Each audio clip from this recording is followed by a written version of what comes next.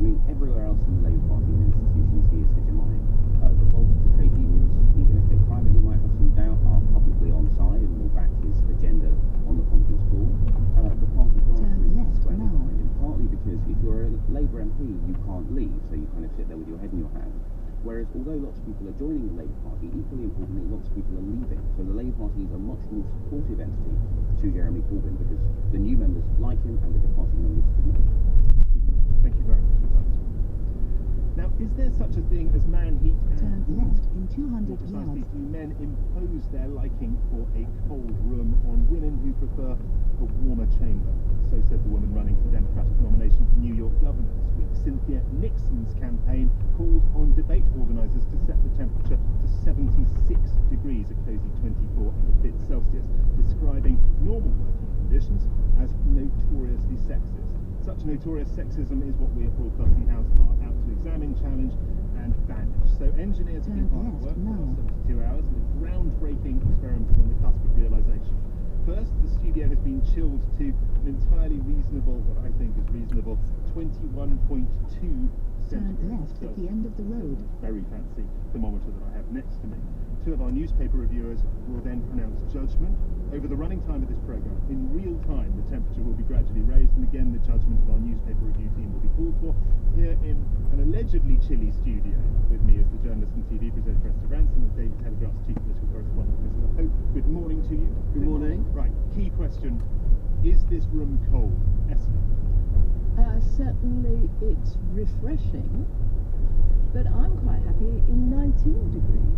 What does that say about me? I wear a vest. You wear a vest, and you are wearing a rather charming oatmeal sweater. Oatmeal? Very kind. It is, but cotton, you know, over silk. Right, naturally. Yeah, of course. So, it's chilly in your reading, but you can live with it. No, I think it's refreshing. It keeps me awake. It's the only reason I am awake. No, I mean, it's, and your personality is very... the audience, I hope. Exactly, of course. But no, I find this rather comfortable.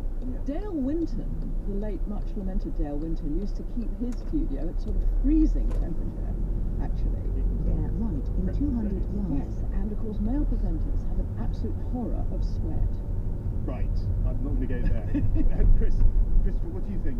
Is this warm? Is this cold? Is it comfortable? This is comfortable. I mean, it's slightly sharp. It's sharper.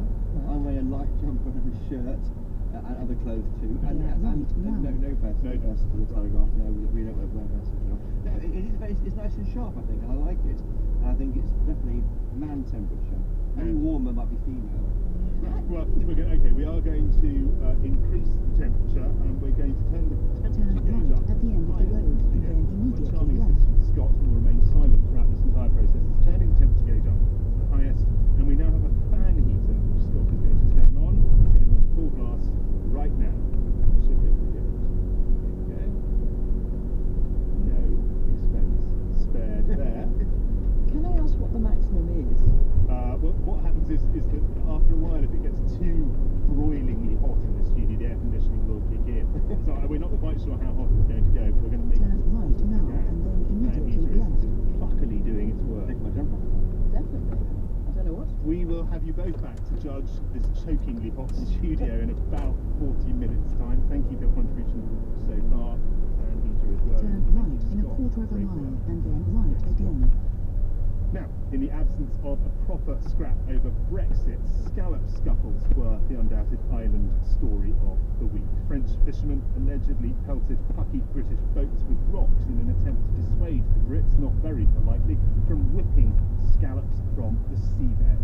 Normally there's something of a gentleman's agreement between us and the French, but only small British boats will harvest scallops in the months when French This year, no agreement and lots of bad behaviour. Emergency talks will be held on Wednesday.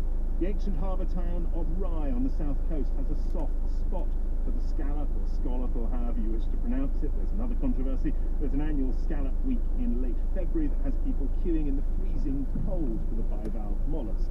Though the fishermen there only scoop scallops between November and April. I went south to test the waters.